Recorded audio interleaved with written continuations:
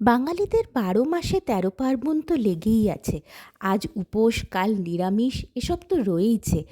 এরকমই একদিনে লুচি কিংবা পরোটার সাথে খাওয়ার জন্য বানিয়ে ফেলো কুমড়োর ছক্কা, যা বাঙালিদের খুব পুরনো আর নিরামিষ সবজি।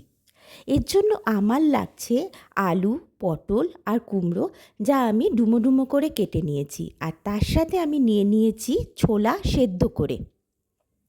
প্রথমে কড়াইতে সর্ষের তেল দিয়ে ওর মধ্যে আলু, কুমড়ো আর পটলগুলো আমি একে একে ভেজে তুলে রেখেছি।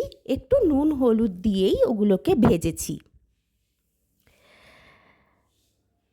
এই কুমড়োর ছক্কা কিন্তু বাঙালিদের অত্যন্ত পুরনো একটা সবজি আর খুব পছন্দের নিরামিষ সবজি।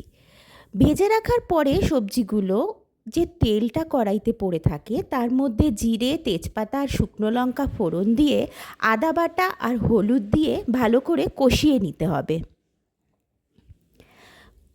কষানোর সময় অল্প করে একটু জল দিয়ে দিতে হবে, না হলে মশলাটা কড়াইতে ধরে যেতে পারে। কষানোর সময় যদি একটু চিনি দিয়ে দেওয়া যায়, তাহলে তরকারির রঙটা বেশ ভালো আসে।